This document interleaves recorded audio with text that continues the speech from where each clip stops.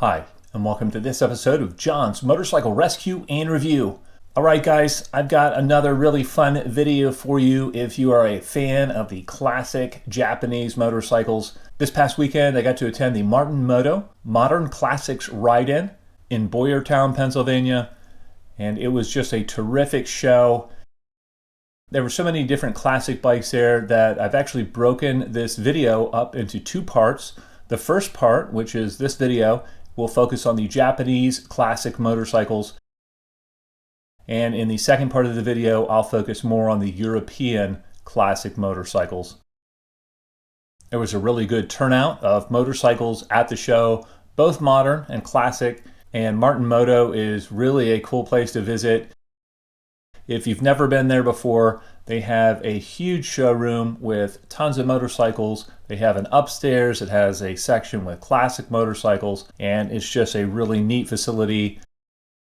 And I really enjoy this show. It's probably one of my favorite classic motorcycle shows that I've been to. In this video, I'm going to go through the motorcycles by brand and talk a little bit about each one. First up, we have this beautiful second generation GSX-R. I'm not 100% sure if this is the 750 or the 1100, but I really thought it was striking in the Lucky Strike livery.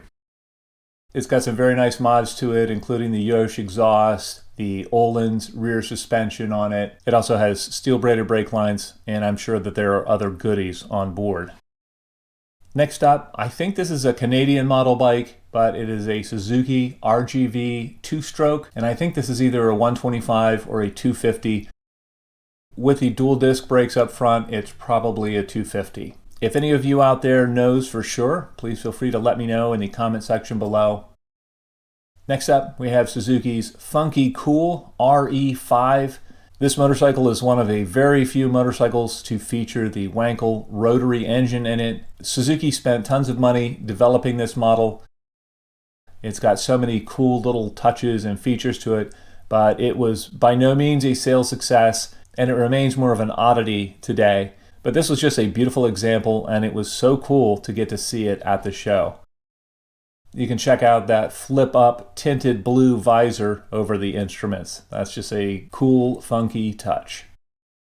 On the subject of oddball Suzukis from the 70s, there was a beautiful GT750 Water Buffalo there. What made this bike unique was it was the most refined of the two-stroke bikes. The engine was a liquid-cooled triple two-stroke 750cc engine, and this is one of the classic bikes that I would really like to ride at some point. I think these are cool bikes. Next up, we have a beautiful Suzuki GS750E. This will be called the GSX-750 in Europe, and it featured the 16-valve head.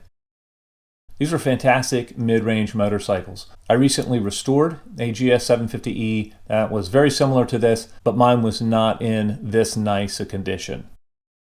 On my way out of the show, I saw this beautiful little Suzuki GS750L. This is the earlier model L bike, and it has the 8-valve head on the 750cc motor. I just thought this was such a cool machine, and I got to talk to the original owner of the bike, and that was just really neat.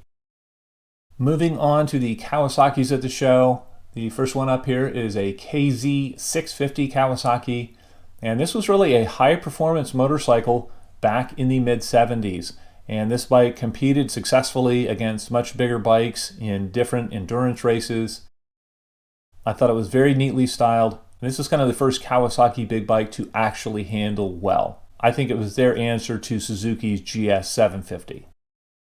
There was also a really cool Kawasaki H2 750cc triple two-stroke bike there. This is one of the original Widowmaker motorcycles, and the frame technology and tire technology and brake technology had not caught up to the engine power output of these machines. Next up, we have this beautiful GPZ1000R. This is the Eddie Lawson replica bike. I think these are so cool looking. The styling on these bikes has held up so well over time that in the late 90s, Kawasaki made a retro bike paying homage to these motorcycles, and it was called the ZRX 1100 and ZRX 1200. Those are also fantastic motorcycles. Next up, there was a beautiful Kawasaki KZ1300 there. Years ago, I had a KZ1300 very similar to this bike. Like the Honda CBX, the KZ1300 featured a big 6-cylinder motor mounted across the frame.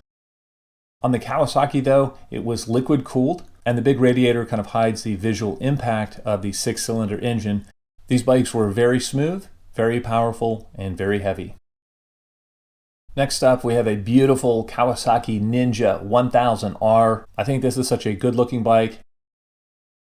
It reminds me very much of my 1989 ZX-10, which was my first big sport bike. I would love to get the chance to review one of these on this channel in the future.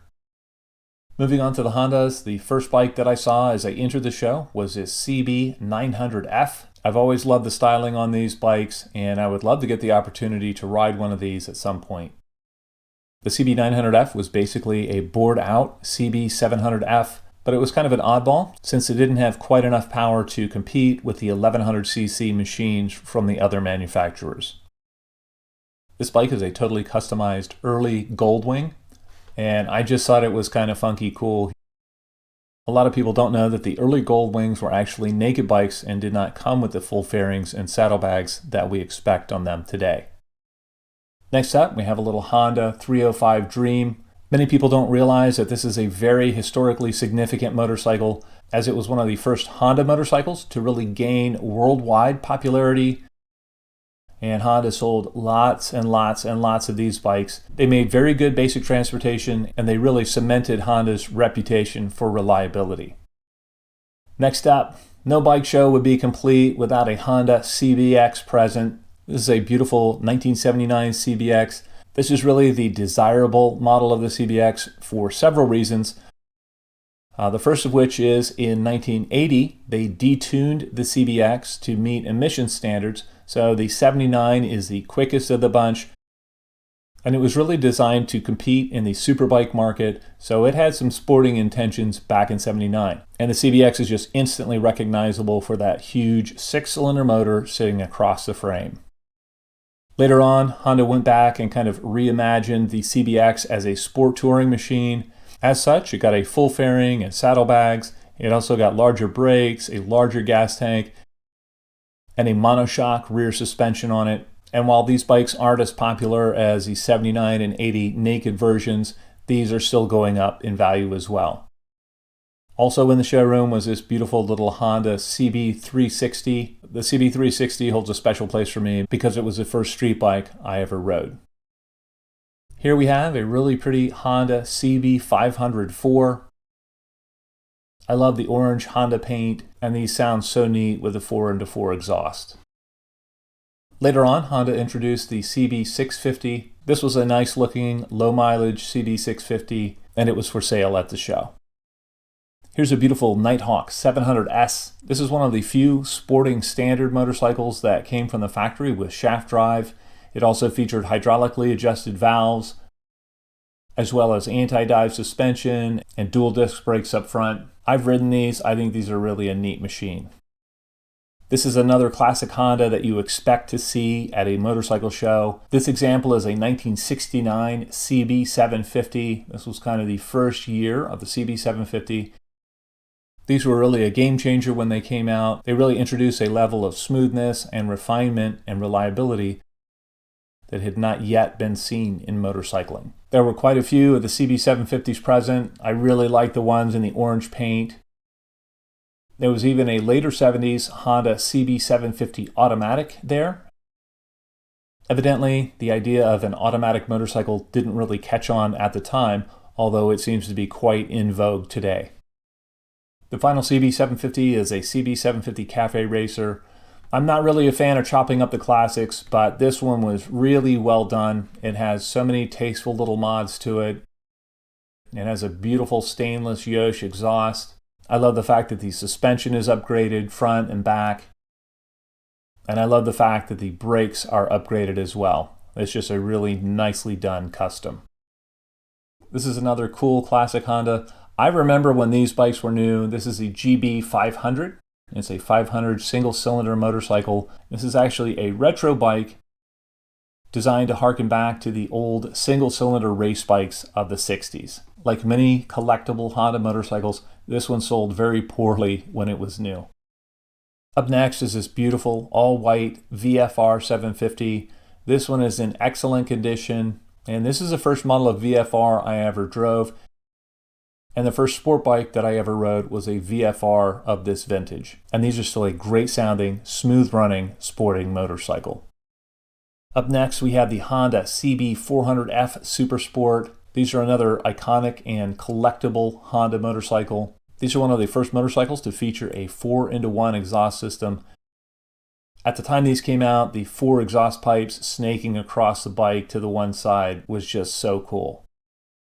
I've come close to purchasing one of these several times over the years, but I have yet to ride one, and I would love to review one of these on the channel at some point. They're so neat. Here's a bike you don't see that often, and it is a first generation Honda Hurricane 1000. This is another one of the 80s sport bikes that I would really like to ride. Here we have a beautiful customized NT650 Hawk GT. I've recently reviewed the Hawk 650 on this channel, and you can click the link above to watch that review. This bike was very tastefully modded, and there are lots of little touches to it as you look from front to back. Very well done. And that brings us to the Yamahas at the show. First up here is a beautiful XS650. This is one of the earlier XS650s before they went to the XS650 Special. That was more popular. I love the two-tone paint on the gas tank on this bike, and I think these bikes are so cleanly styled. And with the styling and the parallel twin motor, they were really designed to compete with the Triumphs of the era. Next up, we have a Canadian spec RZ350. Canadian bikes had the full fairing on them, and the US spec bikes did not. The yellow bike in this picture is a US spec RZ350, and the white bike is an RD400. The RZ350 was one of the last 2 strokes imported to the US. The red bike in the middle of this photo is a Yamaha Maxim 750. I remember back in the mid-80s, my dad purchased one of these new, and it was fun, although sometimes terrifying, to ride on the back of that bike with him. But this is another bike that holds a special place in my heart. Next up is a really pretty bike. This is a Yamaha Seca 900, and it had a 900cc inline 4-cylinder. It also featured shaft drive. While it looked like it would compete in the supersport market, and I think it was actually intended to, it never really had the displacement or performance to compete successfully in that market. And this model was short-lived in the US, although I think it lasted a lot longer in Europe, where it served as kind of a big bore GT bike. This is another cool little Yamaha that was at the show. This is the Radian. Although this bike has a little bit of the 80s funky styling on it, it really was a good all-around general purpose UJM. All right, that wraps up this video. I hope you guys enjoyed it. If you had a Japanese bike there and I missed it at the show or didn't get a photo of it, I apologize. There were lots and lots of neat machines at the show. In the next video, I'll feature the classic European motorcycles that were at the show. There were lots of them, so I think you guys will enjoy that video as well. As always, I hope you found this video entertaining and informative, and until next time, enjoy the ride.